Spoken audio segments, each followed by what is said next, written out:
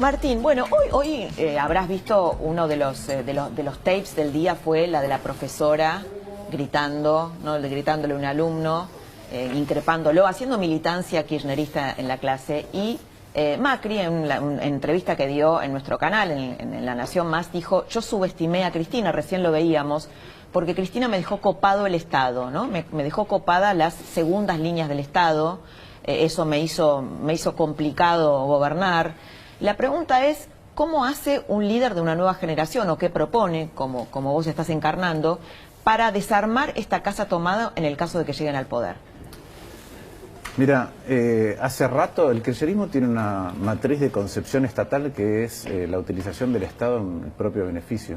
A veces eso es corrupción, pero a veces es, en lugar de apuntar a cuál es el bien o el servicio que se le tiene que brindar al ciudadano a través del Estado, es la utilización de la caja, de nombrar un militante para crear algo. Lo mismo pasó con las vacunas.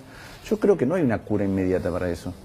Lo que hay es una formación o hallazgo de gente en distintos lugares del país que tiene otra concepción de cómo se administra lo público. Y que esa concepción es de servicio al mismo tiempo de que de capacidad de gestión. Y me parece que eso es algo que no se está viendo en esta elección. ¿A qué me refiero con eso? Que nosotros solemos tomar las elecciones como si fueran un partido de fútbol. Entonces, ese día hay un resultado y se acabó. Y en la política, las elecciones determinan cómo arranca el partido, no cómo termina. La gente distribuye, los ciudadanos distribuimos poder de otra manera. Yo estoy recorriendo un montón el país y veo, debajo de lo que es visible, particularmente en los medios nacionales, generaciones de muy buenos gestores del Estado. En una dimensión no menor, porque el presidente dictó normas que él incumplía, los gobernadores dictaron normas, pero los que tuvieron que lidiar con la realidad de esas normas, cómo se llevaban adelante, cómo se flexibilizaban, cómo se restringía más, qué dimensión tenían en cada una de las partes de la vida cotidiana, eran los intendentes. Y ahí tenés una cantera de extremadamente buenos gestores de lo público, en particular en el radicalismo, y después tenés, te puedo dar ejemplos, no sé. Ahora, el martes... Pero perdóname, sí, Martín, porque te quiero llevar al tema que fue realmente muy impactante hoy. Lo viste, ¿no? El tape de la docente, sí, de la profesora. Quiero ver algunos tweets sobre eso. Porque, mira, este es el de Facundo Manes. Lo único que se puede rescatar de esta vergüenza son los pibes discutiendo sin aceptar las cosas como se las dicen. Hay una batalla cultural que ganó el kirchnerismo, que parece haber ganado el kirchnerismo entre los más chicos, o entre los docentes, o entre los más jóvenes. Mira, yo otra vez creo que es a fuerza de apropiación del Estado y muchas veces de modificación de las instituciones. Por eso digo que hace falta no solo la rebeldía de los chicos. La rebeldía de los chicos o la capacidad de mostrar algo en un video o con un teléfono es una manera de testimoniar, pero no es cómo se modifican las cosas. Es a través de otra concepción de cómo se administra lo público. Entonces vamos a lo de la docente para salir de la anécdota y dejarme ver cosas que me parecen graves del comportamiento, que está más extendido. En este caso, si querés, es más extremo, más virulento, etc. Pero primero, el kirchnerismo hizo de la educación la siguiente concepción. Tiene que haber educación política. Yo estoy de acuerdo que tiene que haber educación política, pero otra cosa es muy distinto de la politización de la educación. Segundo, esa docente tiene un profundo error en su concepción de servidora pública. Yo vengo de familia de docente. Mi abuela era maestra normal, mi tía abuela, mi tía, mi hermano es rector de un colegio. Uno no está ahí para transmitir lo que uno desea y sus propios gustos. Obviamente. Está para formar. Entonces hay una concepción más arraigada, más ampliada, que en parte es desde arriba hacia abajo, y por eso la docente se siente con el derecho de poder hacer eso, de que el Estado es apropiado, de que hay una concepción patrimonialista del Estado. ¿Cómo se rompe? Como te decía, con gente que tiene una concepción diferente del Estado. Te voy a dar un ejemplo concreto. El martes que viene va Maximiliano Puyaro, que era el ministro de Seguridad de Lifshitz, a declarar en el juicio de los monos. Él, como ministro de Seguridad de Lifshitz, tenía 40 años cuando asumió. 40 años tuvo que decirle a la mujer, iba a ser diputado 4 años. ¿Sabes qué? Voy a dejar este cargo, voy a dejar 4 años de tranquilidad y de comodidad porque voy a ser ministro de Seguridad. Mete en cana a los monos y ahora va a declarar. De esos hay un montón. La segunda de él es Carolina Piedrabuena, que es la secretaria de Hacienda de Santa Fe en la pandemia. Entonces digo, de eso, tuve en Santa Cruz, Omar Seidán Omar fue el tipo que se hizo cargo de yacimientos carboníferos Río Turbio. Las nuevas generaciones, ¿no? Bueno, de eso hay un montón. Las nuevas generaciones, y tienen otra concepción. ¿Cómo se cambia? Está bárbaro que los alumnos tengan el coraje, como decía recién Facundo, con el que digo, vos tenés, no hoy. sé, la agencia Telam, donde cuando Macri era presidente no querían cubrir los actos de Macri porque eran todos kirchneristas, por ejemplo. Sí. Ahora yo te digo, cuando vos tenés tipos, o vos te crees que gestionar yacimientos carboníferos Río Turbio después del kirchnerismo era fácil. No, me imagino que no. O ir a hacerse cargo de la seguridad en Santa Fe. Otra vez una Secretaría de Hacienda, Caro Piedrabuena. Yo digo, eso es lo que necesitas, porque eso ordena un montón. La gente que quiere ir, deja de lado su comodidad para administrar el Estado con coraje, capacidad de gestión, modifica la Argentina. Yo creo que eso hoy está volando debajo del radar. Entonces, cuando yo miro las elecciones, no son un resultado, es... Para no caer en optimismo o pesimismo, lo que se abre con cada elección es un ejercicio de posibilidades concretas de la Argentina. ¿Cuáles son? Bueno, debajo hay gente que tiene la capacidad para llevar a cabo muchas de esas posibilidades que tiene la Argentina. Bien. Pablo, ¿le haces una pregunta a Martín? Claro que sí, claro que sí. Yo me imagino, Martín, al votante que quizás está pensando en justamente votar por Juntos por el Cambio. Hay una parte que los votó, dejó de votarlos y ahora quizás piensa en volver a votarlos. ¿Qué le puedes decir a ese votante para convencerlo de que no va a volver a repetirse la historia económica de 2015 o 2019 desde el punto de vista de su bolsillo, si querés, desde el punto de vista muy egoísta de su bolsillo? No me parece muy egoísta. En Argentina la economía es tu capacidad de supervivencia, la supervivencia de tu familia, tu capacidad de planificar, de imaginarte cómo es tu futuro. No me parece algo egoísta, sinceramente. No, me egoísta parece... digo desde el punto de vista no para la salvación del país, sino para la salvación propia. Lo primero es, hay muchos de nosotros que tuvimos una concepción distinta de la economía y lo manifestamos. Y yo creo que Juntos por el Cambio hizo ese ejercicio. Hace ese ejercicio cuando el PRO capacita y modifica su correlación de fuerzas internas. Hace lo mismo el radicalismo. Yo veo un radicalismo que otra vez sale de la comodidad de ser minoría, sale de la comodidad de lo legislativo, sale de la comodidad de impostar la voz de Raúl Alfonsín, y surgen candidatos con ese radicalismo que tiene ganas de ir a la incomodidad de gestionar, de nombrar a un montón de gente. Surgen los Facundo Manes que se quieren acercar, surgen los Martín Tetá, surgen los Rodrigo de Loredo, surgen los Marco Ferrer. Surge gente muy valiosa que hoy no está en el radar y que es de una generación nueva. Yo digo, el PRO y el radicalismo han hecho un muy buen ejercicio en estas pasos. Ahora, Martín, y creo que eso se va a manifestar en el futuro. En estas nuevas generaciones que vos, integrantes nuevas generaciones que vos estás contando, irrumpe Mauricio Macri. De hecho, tenemos por ahí una encuesta que se hizo en la primera sección electoral donde subió 10 puntos la imagen de Macri, ahora la vemos. ¿Te resulta incómoda la irrupción de Macri en la campaña?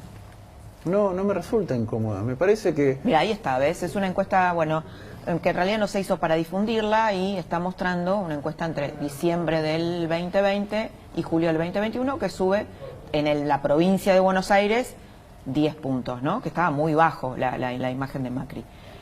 ¿A qué lo atribuís y si te incomoda esa reaparición? Es evidente que algunas cosas que el expresidente decía sobre el kirchnerismo se manifiestan, y la gente lo ve así. Y entonces, frente a las dificultades que ha tenido, hay una parte que dice, pero en esto tenía razón. Y me parece que no tiene que generar incomodidad. Otra vez, Juntos por el Cambio tiene distintos partidos, dentro de cada partido tiene distintos dirigentes. Y hay una parte importante de Juntos por el Cambio que se siente identificada con el expresidente. Después hay un montón de otra parte que no, dentro del propio Juntos por el Cambio. Entonces, por ejemplo, en la provincia de Buenos Aires, donde se perdió por 14 puntos la general, a mí me parece extraordinario que haya unas PASO, con dos muy buenos candidatos.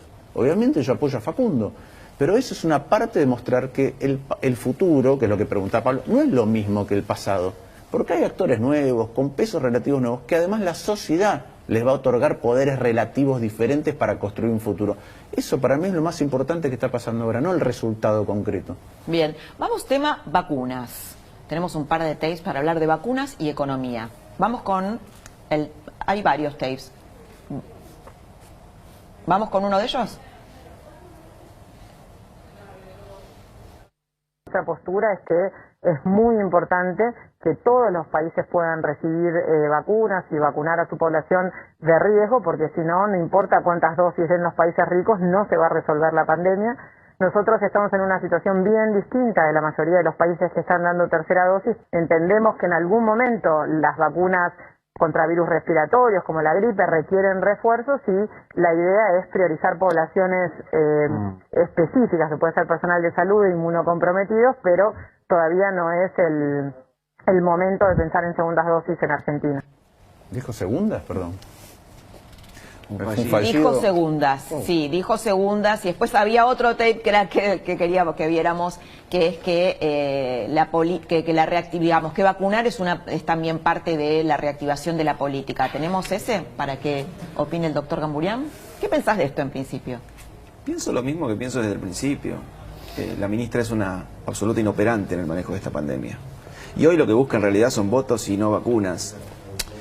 Lo dice el fallido, lo dice su relato de no pensar en terceras dosis. No pensar en terceras dosis es no pensar en la enfermedad de la gente. Claramente, ella no está administrando una pandemia, hoy está administrando una elección.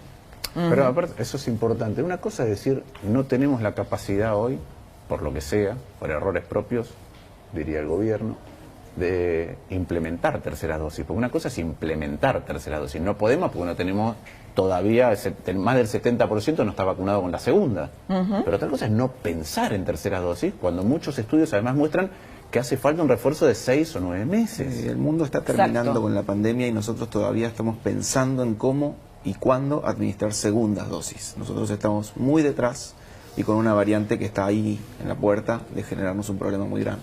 Pero además están vinculando la vacunación con el despegue económico. Por ejemplo, Cafiero lo dijo de esta manera. La vacuna no es solamente una política sanitaria, la vacuna es una política económica también. Porque a partir de tener vacuna es que nosotros pudimos empezar a reanudar las actividades económicas. Sí, la vacuna es una política económica, claro que es una política económica. Ahora, déjeme responderle a Cafiero porque acabo de ver este tape en otro programa. Cada día que estuvimos cerrados costó 150 millones de dólares. Una dosis de Pfizer vale 20 dólares. Son 7 millones y medio de vacunados por día que estuvimos cerrados. Hacen falta 2 días entonces para tener 2 dosis para vacunar 7 millones y medio de personas. Lo multiplico por 6 los 2 días. En 12 días de la economía cerrada eran 45 millones de 2 dosis de la Pfizer. Entonces, la mejor política económica, además de sanitaria, además de social, además de emocional, era conseguir la mayor cantidad de vacunas posibles de todas las vacunas que existieran. Es lo contrario de lo que hizo el gobierno. Sí, lo que pasa es que el gobierno lo está mostrando como que la vacunación fue un éxito, ¿no? Y por eso hay reactivación económica, de esa manera lo muestra. Pero es un éxito. Te digo como yo. A mí me llama la atención, acabo de hacer la cuenta, ¿cuál es el éxito? No. Todavía no tenemos segunda dosis, estuvimos contrarreloj viendo cómo se combinaban distintas vacunas, porque se apostó a una vacuna, ¿sí?, que aquellos que saben en serio de vacunación, lo han dicho anticipadamente, por lo menos a mí me lo han dicho, que es que si vos separás los 2 adenovirus en 2 dosis distintas, como crecen a distinta velocidad, entonces los podés cultivar a escala distinta y vas a tener este inconveniente. Sí, eso estaba claro desde el inicio. Y el éxito del plan de vacunación, permitime decirte que fue otra mentira, porque hoy tenemos 13 millones de personas vacunadas en Argentina.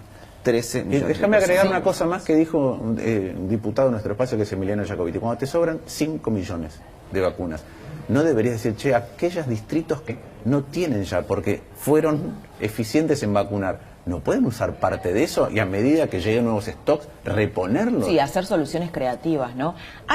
La vacuna la quiero conectar con el tema de la falta de fiscales, que es un tema que quiero que hable el profe Osona, que es especialista, que además de ser profesor de historia, es especialista en el campo, va ahí, ¿no?, al conurbano. ¿Tenías algo para decir sobre eso, Jorge? Sí, en primer lugar que va a ser una elección muy complicada y creo que la oposición debería afinar la lupa, porque vamos a tener en 26 distritos del conurbano bonaerense 15.000 candidatos y 500 listas. A eso tenés que sumar las listas distritales, las listas territoriales, de NOS, de Avance Argentina, de grupos evangélicos, de distintos grupos kirchneristas o peronistas. El conteo, además de todas las cosas que pueden pasar en las elecciones, el conteo va a ser muy tenso, muy largo y muy complicado. Así que atención. Y ojo con la cuarta sección electoral, hay que hacer campaña ahí. Sí, es una realidad que se ve agravada no solo por la pandemia, sino porque la pandemia modifica la forma en que se va a votar y por ser una elección legislativa con la multiplicidad de listas. Y te agrego una más, que es que el peronismo en la provincia de Buenos Aires, pero particularmente el peronismo en general, se ha negado a tener otro sistema electoral que facilitara los controles. Alberto Fernández quedó imputado en la causa por violar su propio decreto, se presentó en el expediente, bueno, después de haber dicho que en realidad él no cometió un delito, sino un error. ¿Cómo evalúas la respuesta del presidente y cómo pensás que eso va a implicar en el resultado electoral? ¿La gente se lo olvidará? ¿Lo tendrá presente? Es increíble que un desaguisado y una ridiculez atrás de otra y seguimos hablando de este tema. Es el nuevo paso en falso del presidente, porque vuelve a mostrar otra vez el abuso de privilegios. Él decide cuál es su pena, él decide cómo reacciona. ¿Él presiona al fiscal? Mira, yo lo primero que veo es un presidente que se comporta como un adolescente hijo del poder. No se hace cargo ni se quiere hacer ¿El hijo cargo. de Cristina será? Sí, pero digo, no se hace cargo, sino más cree que le corresponde una vara distinta. Y sigue en esa actitud. Ahora, vos me preguntás, ¿va a impactar? Yo estoy seguro que va a impactar. ¿Cómo? Soy muy respetuoso de la soberanía del ciudadano, no sé cómo lo va a procesar. Pero Martín, sí va a volviendo impactar. justamente por lo que decís, la soberanía del ciudadano, tuvimos 3 mandatos kirchneristas, hay causas que inexplicables para el propio kirchnerismo, a mí la que más me gusta es Sotesur Los Sauces, pero hay un montón de otras, Cuaderno de las Coimas, y sin embargo hay un pequeño periodo de otro gobierno y vuelve el kirchnerismo. Entonces, ¿qué está pasando? Es decir, al soberano no le importan tanto estas cosas que estamos discutiendo nosotros, que discute el resto de la política. Sí, le importan muchas cosas al mismo tiempo. Por eso digo que lo que a mí me interesa de la elección es lo que está surgiendo por debajo, porque es cierto que el peronismo, cuando tiene poder, abusa del poder, manipula las instituciones a su favor, eso deja una carga institucional, se consume todo el futuro para inflar un presente y después te deja una herencia, pero también es responsabilidad nuestra. Y nosotros tenemos que ser mejores, porque yo creo que mucha gente, si hubiera el presidente Macri hubiera hecho un mejor gobierno, esto sería mucho más lapidario para el presidente Fernández. Y por otro lado, esta elección es importante, sí, otra vez, porque cada vez que el kirchnerismo abusa del poder que tiene transitoriamente, entendiendo que la mayoría es una razón y no un método de dirimir diferencias, nos degradamos un peldaño más. Pero para mí era más importante, para mí era más importante la elección del 19 y ganar. ¿Juicio político sí o no a Alberto Fernández? Mira, yo ya lo dije que desde el punto de vista simbólico prefiero que haga tarea comunitaria. Bueno, hoy dijo que va a donar una parte de su No, pero no es sueldo lo mismo. durante 4 meses. No es lo mismo. No es lo mismo, primero porque él haciendo eso se está poniendo otra vez por encima de todos los demás. Sí. Él decide cuál es su pena. Acá es, lo que digo es, interesante, una pena que lo ponga a la altura de los demás. ¿Sí? De hecho, sirviendo a los demás de manera visible, ¿sí? Y reparando, porque la que fue lesionada es la sociedad. No es que ahora él dona una parte, además lo decide él. Me parece que es otra vez, es una ridiculez lo que está haciendo. Vamos a una pausa y volvemos en un minutito. Tengo algo de la interna de Santilli Manes para preguntarte picante. Vamos y volvemos.